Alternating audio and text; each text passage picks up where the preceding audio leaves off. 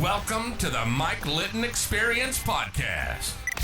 Mike has over 31 years experience in real estate, finance, and investing.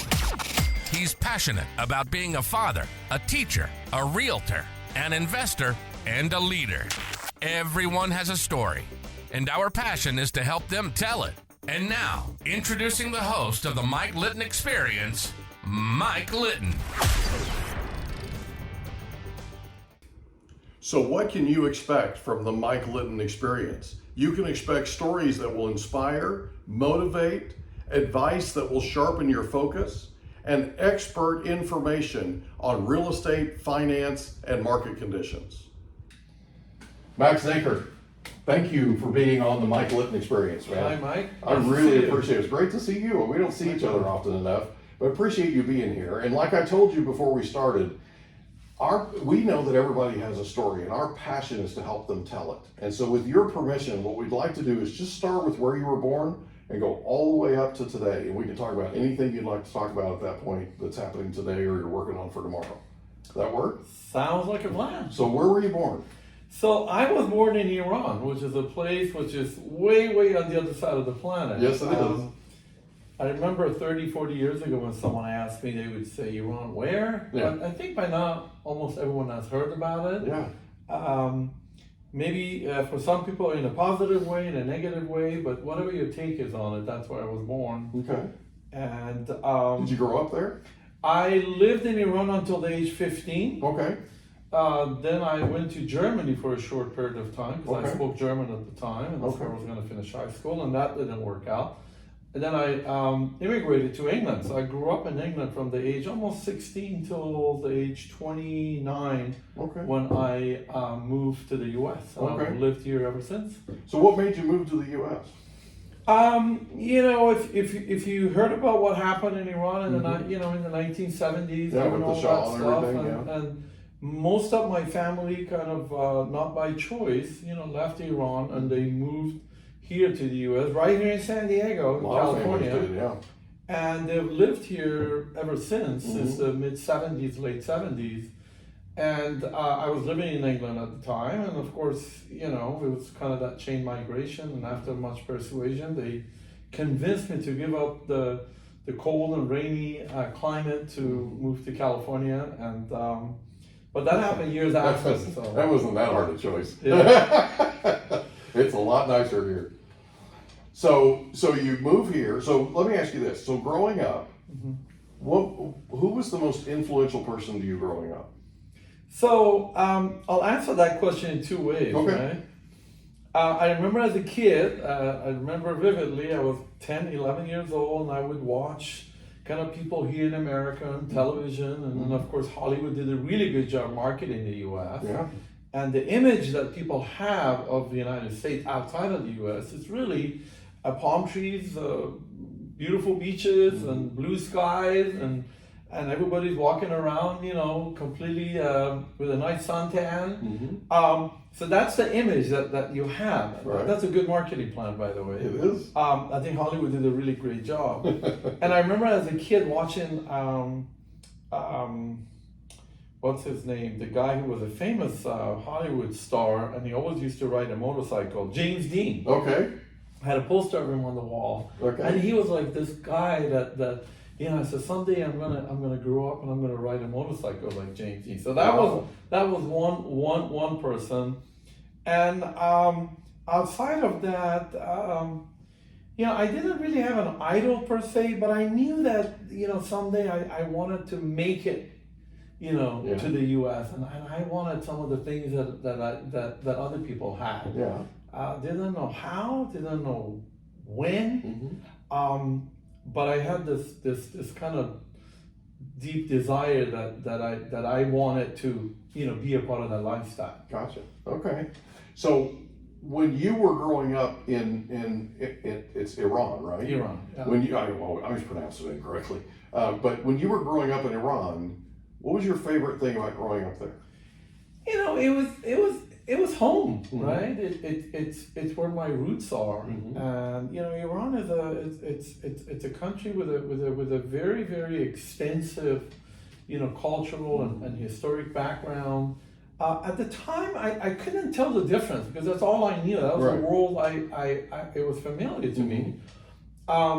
But I would say, the very close bond among family members is what I grew up in, and still to this day, that's something that's very important to me. Okay. Of course, the food. Yeah. That's off the chart. I still love it. It's amazing. But I would say, culture, the diversity, and back then, this is pre Iranian Revolution. Iran was going through this very robust kind of a era of being industrialized and modernized, and there was a lot going on. Yeah. So, I remember as a kid not understanding the political climate, but I could see that a lot of people were becoming wealthy overnight. Everybody's driving nice cars, and people are traveling outside of Iran, and so on and so forth. So I wanted a piece of that. Sure. And I grew up in a very humble family, so my parents couldn't provide me those opportunities. I knew that I had to go find it on my own somehow, somewhere. Okay. So somewhere other than That's what it felt like, that that it was going to be outside of the country, I gotcha. for reasons that I can't explain. Okay. So growing up in your family, who was the most influential person to you growing up in your family? Sure. So I am one of 6 children in my family. So I'm the youngest, and the oldest is my sister. So I remember when I was, in my early teens, my sister was already married, and at the time, her husband was a developer. So they were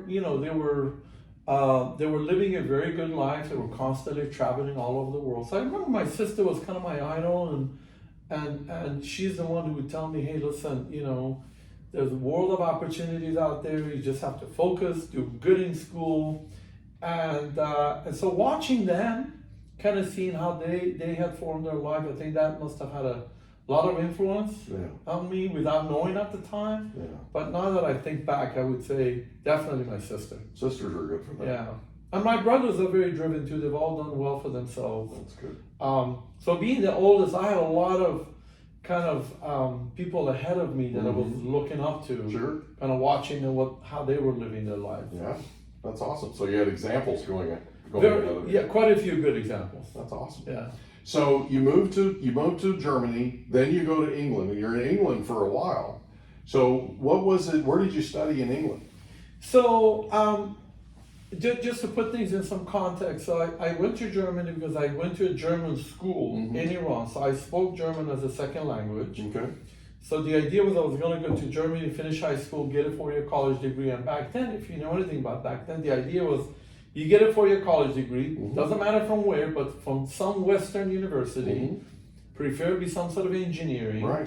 And then you go back to Iran, you're guaranteed a job and a great life. Yeah. That's all you had to do. That was the path of travel. Right. And then living in Germany for about 7 months, I found out that for a kid at that age, the lifestyle was, Germans are very disciplined. And I found it a little harsh at the time. And so I decided to try England. And of course, didn't speak a word of English. So went there as a 16-year-old kid, really with no family, no support system, did not speak the language of the land. So I had to learn English within 6 months. So what were the 2 languages you did speak? You spoke German. I spoke German and I spoke Farsi, which okay. is the native my native language, Right. and I still speak it. Yeah. Not, Right. enough to get by. Yeah. And then I had to learn English. Okay. So that's how it all That's quite an started. education. Yeah. And but somehow there's something about being youthful. You learn things really, really fast. So I want to say that probably within 6 months I was fairly fluent. Gotcha. In British English. So if you knew Yeah. me back then, I spoke like a perfect English gentleman. Oh, there you And go. I almost had to, in order to kind of integrate myself into the British society, because I didn't want to be kind of seen as an outsider. I wanted to be, one of the people. Gotcha. So what was your favorite thing about living in England? England still has a very special place in my heart. Yeah, it was cold, rainy, but I loved it. I think what I learned from the British people was the discipline, attention to detail. And I think that to a large degree, it formed who I am today.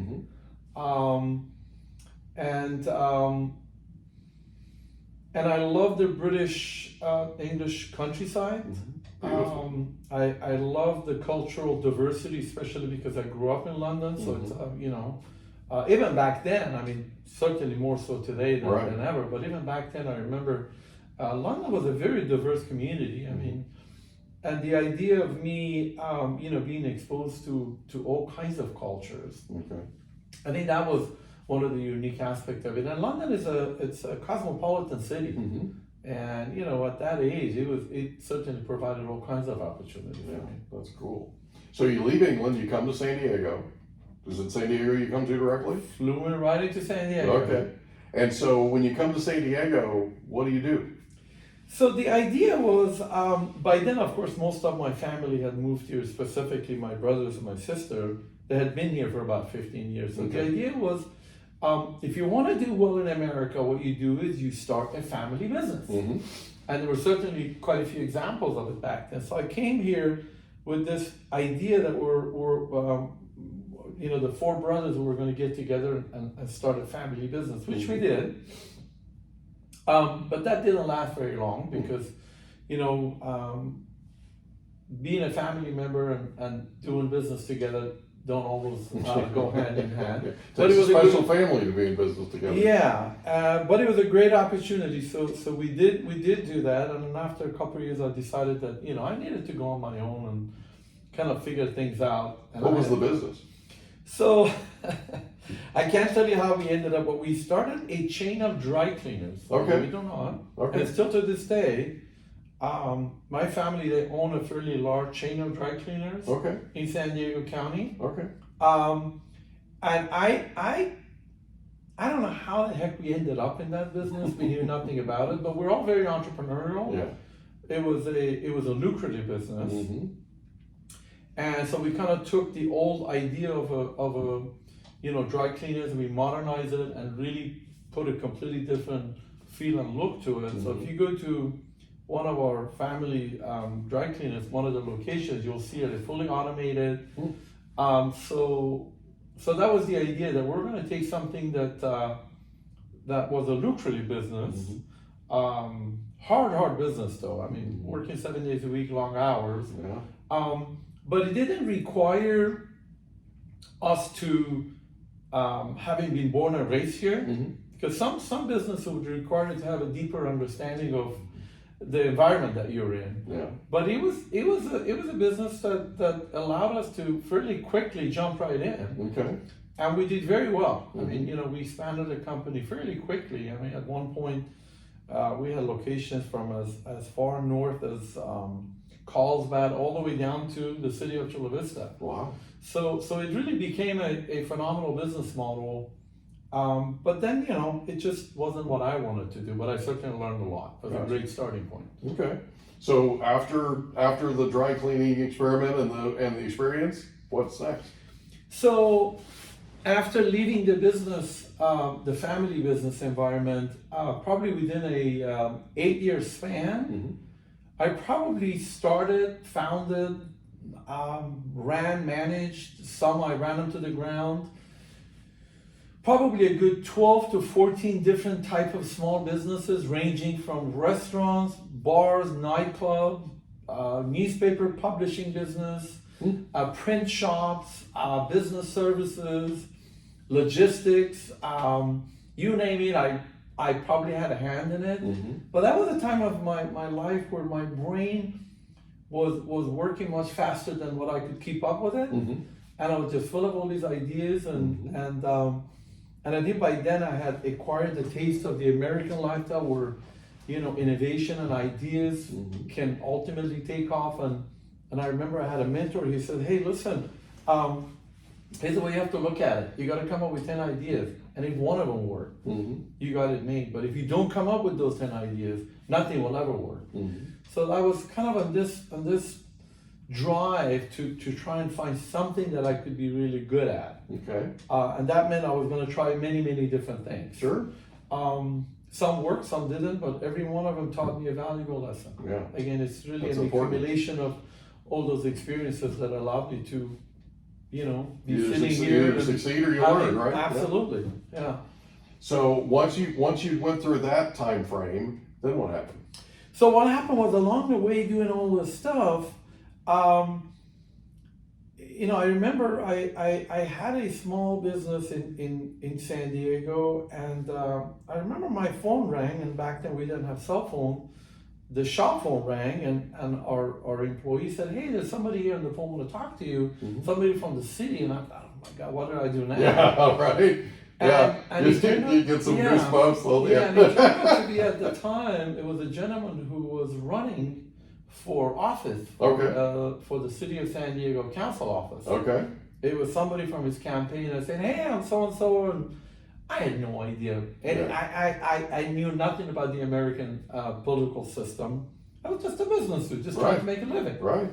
And he said, this gentleman at the time, he wants to meet with you. Mm-hmm. And I said, why? He says, he's going to be running your district, and he wants to learn about your business and see what are the issues that as a business owner you deal with. I said, fine. So he stopped by my shop and he introduced himself, and I said, yeah, nice to meet you. And he goes, so, I hear, and I've talked to some of the other local businesses. I hear that you're the guy that people come to, and, if they have an issue and you're good at, solving problems. I said, well, not really. I mean, I'm just a very active guy. Mm-hmm. And he said, yeah, but is it true that people come to you, and if they have a problem, let's say with parking in front of their business, you can help them kind of navigate? I said, yeah, I just pick up the phone, I'll just call around and find out what we have to do to fix it. He goes, okay, that's great. He says, I'm going to be running for council office, and I'm wondering if you would kind of bring some of the business community together so I could talk to them. I said, sure. When do you want to do that? They go, how about next week? I said, okay, let's do it on so-and-so day. So I went around, talked to some of the local businesses. I said, guys, we should come here so we get to know this guy. Sure. Fast forward, he won the city council seat, so Wow. he became council district 2, which was much of downtown San Diego and uptown area, and that's kind of where I used to do business. Mm-hmm. So he was elected to office, and a couple months later he called me. He said, I'd like to invite you to come meet me at my office. So I feel, well, that's pretty cool. Mm-hmm. So anyway, I went down there. I remember I went to the 10th floor, and and he was by then a council member. Went to his office, and he said, We hope you enjoyed another episode of the Mike Litton Experience. If you did, do us a favor, smash that subscribe button, tell your friends, family, and coworkers about our program, and wherever you get your podcasts, please leave us a rating. It helps us to connect with quality people just like you. And that's a wrap. Another episode of the Mike Litton Experience in the books. Reach out to Mike on Instagram at Litton Realty. Want to meet with Mike? Check out Calendly.com/Rio760.